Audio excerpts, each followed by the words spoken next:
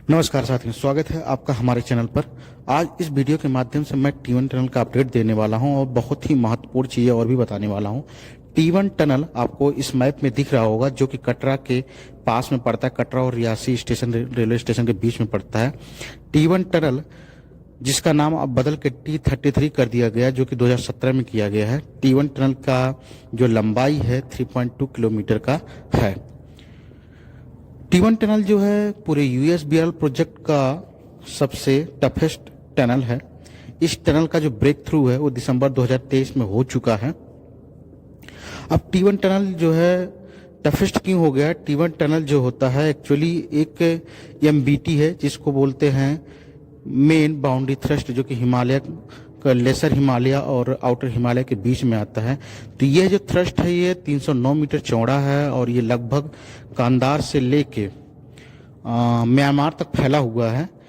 और ये जो पार्ट है हिमालय का, ये जो है हायर जो है स्ट्रेस सीयर, हायर सीयर जो है ये रॉक का पार्ट है और फ्रैक्चर रॉक हैं, बहुत सारे जॉइंट्स हैं। और जिस लोकेशन पर टनल है T1, वहाँ पे देखा जाए तो ये एकदम मतलब मिट्टी जैसा है। इस रॉक में कोई ताकत नहीं है, जिसकी वजह से कई बार जो होता है water flow, heavy water flow और मक स्लाइड होकर गिर जाता है। कोई एक डायग्राम के द्वारा मैं आपको बताता हूँ कि T1 टनल में जो बेंचिंग का काम चल रहा है वो एक्चुअली है क्या। ठीक है, मैं इतना डायग्राम वगैरह का हेल्प इसलिए लेता हूँ कि जो नॉन टेक्निकल बंदा हो, मतलब उसको सिविल इंजीनियरिंग नहीं किया है, उसको नहीं पता क्या टनल होता है, कोई जनरल व्यक्ति अगर हमारा वीडियो देख रहा हो तो उस तक भी हमारी बात आराम से पहुंच जाए, वो भी आराम से समझ ले। देखिए, जो टनल होता है, टनल कुछ इस तरह का जो आपको ये डायग्राम दिखा रहा है, कुछ ये जो आपको डायग्राम ऐसे दिख रहा है, ये कुछ टनल इस शेप का होता है। आप मान के चलो कि जब सामने से आप देखोगे तो इस तरह से शेप दिखेगा। तो इस पूरे टनल को जो जब इसका एक्सकेवेशन किया जाता है तो इसको दो पार्ट पे किया जाता है। एक यहाँ से देखिए, आपको यहाँ पे एक लाइन दिख रही होगी, इस लाइन से ऊपर ये जो पूरा पोर्शन है, ठीक है, ये जो पूरा पोर्शन है, इसको जो है, ये जो पूरा पोर्शन है इसको हेडिंग बोल दिया जाता है। इस पूरे पोर्शन को हेडिंग बोल दिया जाता है। तो पहले इसी पोर्शन में ऊपर से जो है एक्सकेवेशन टनल का स्टार्ट होता है। इसी पोर्शन का, जो पोर्शन हमने साइडेड कर दिया, इसी पोर्शन का पहले एक्सकेवेशन स्टार्ट होता है। तो ये जो पोर्शन है ये T1 टनल में एक्सकेवेशन हो चुका है। अब दूसरा जो पार्ट है, वो ये है, ये जो दूसरा पार्ट है, ठीक है। तो ये जो पूरा पार्ट जिसको हम साइडेड कर दे रहे हैं, ये जो पूरा पार्ट है, इसी को बेंचिंग बोला जाता है। जो मैं बार बार बोलता हूँ बेंचिंग का काम चल रहा, बेंचिंग का काम चल रहा, तो ये बेंचिंग है। तो यानी कि जो ऊपर का पोर्शन है इसका एक्सकेवेशन हो चुका है, ये जो नीचे का पोर्शन है इसी का एक्सकेवेशन चल रहा है। तो ऊपर का जो पोर्शन होता है उसमें रिब लगा होता है। रिब क्या होता है? अगर किसी को रिब नहीं समझ में आ रहा तो साधारण भाषा में, अगर कोई जो ट्रेन चलती है ना, जिस पटरी पे ट्रेन चलती है, लोहे की जो पटरी होती है, उसका जो शेप है लगभग ऐसे कुछ रिब होता है। एक रफली आइडिया आपको लग गया। वो जो रिब होता है भाई लोग, वो ऐसे लगा होता है। तो चूंकि ऊपर वाले पोर्शन का एक्सकेवेशन हो चुका है तो इसमें रिब लगा हुआ। अब नीचे वाला जो ग्रीन कलर का पोर्शन, जिसको हम बेंचिंग बार बार बोल रहे हैं, इसका एक्सकेवेशन होता है। फिर यहाँ से ऐसे रिब को जोड़ के जो है ऐसे रिब को जोड़ दिया जाता है, ठीक है। तो बेंचिंग मतलब एक्सकेवेशन होगा, एक्सकेवेशन होने के बाद ऐसे रिब लगेगा, रिब लगने के बाद फिर नीचे स्लैब कास्ट किया जाएगा, ठीक है। तो ये सब काम जो है, चूंकि वो बहुत क्रिटिकल एरिया है, ये जो काम है, जो प्रोसेस है, ये बहुत धीरे धीरे हो रहा है आगे। अब चलिए, ये तो डायग्राम था, अब मैं आपको एक्चुअल जो फोटो है हमारे पास साइट का, वहाँ पे फिर इसी चीज़ को हम आपको एक्सप्लेन करके और बताते हैं। अब आइए, आपको ये जो T1 टनल है, जिस पोर्शन में काम चल रहा है, उसका एक फ़ोटो है, जिसके माध्यम से मैं आपको और चीज़ें क्लियर करता हूँ। अब देखिए, जैसे ये जो चीज़ें दिख रहा है ना, यही रिब है। ये जो लोहे का आपको ये सब दिख रहा है, यही रिब है। एक्चुअली इसको रिब जो होता है ये एक तरह से आई शेप का होता है। अगर मैं आपको थोड़ा सा, चलिए मैं बता ही देता हूँ। ये मान के चलो, ठीक है, ये कुछ ऐसे आई शेप का एक लोहे का पार्ट होता है, ठीक है। तो इसका जो क्रॉस सेक्शन आप देखेंगे तो ऐसे दिखेगा, तो उसी को रिब बोला जाता है, ठीक है। तो आप सिंपल जानो लोहे का एक पटरी जैसा कुछ है जिस पे ट्रेन चलती है, ठीक है। अगर कोई नॉन टिकल बन रहा है तो वो ऐसे समझ सकता है।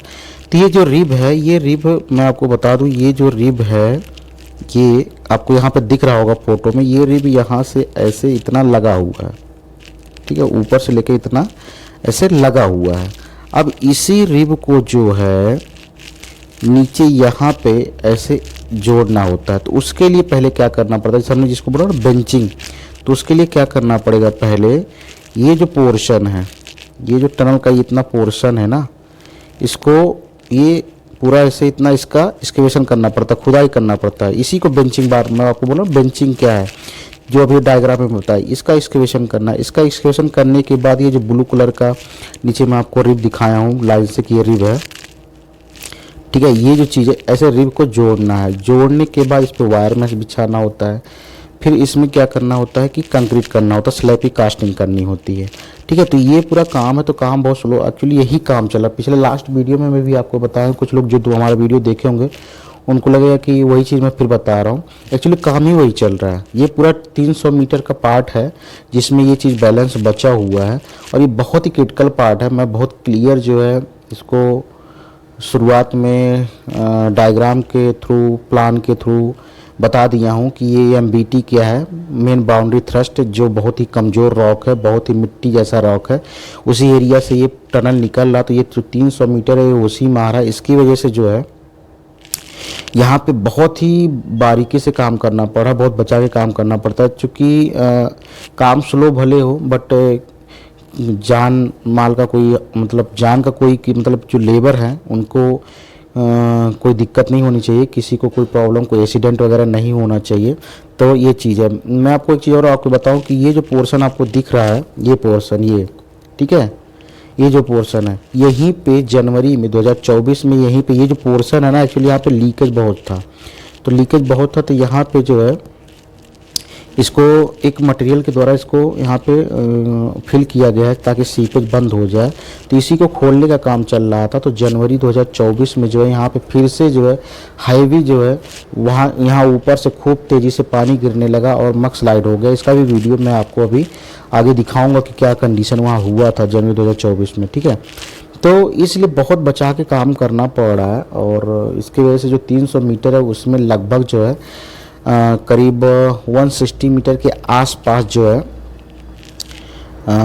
160 मीटर के आसपास जो है ये बॉटम वाला जो बेंचिंग का काम मैं बताया अभी आपको, ठीक है। जो ये बेंचिंग का काम मैंने आपको बताया कि इतना की जो एक्सकेवेशन है, इसका जो काम है ये लगभग 300 में से 300 मीटर है, 300 में से 160 मीटर में लगभग ये काम किया जा चुका है। तो 140 मीटर और बचा है। तो जैसे ही पूरा 300 मीटर में काम हो जाएगा उसके बाद फिर लाइनिंग का काम स्टार्ट होगा, ठीक है। तो यही काम है फिलहाल T1 के लिए। अभी हम कुछ नहीं कह सकते जब तक कंप्लीट ना हो जाए। हालांकि ऑफिशियली एक चीज़ और मैं आपको बता दूं, इंपॉर्टेंट न्यूज़ बता रहा हूं कि ऑफिशियली अगस्त में इसका जो है कंप्लीशन टाइम दिया गया है। जो इसका डेड लाइन है, मतलब कि भाई अगस्त तक इसको कंप्लीट करना, ये ऑफिशियली दिया गया है।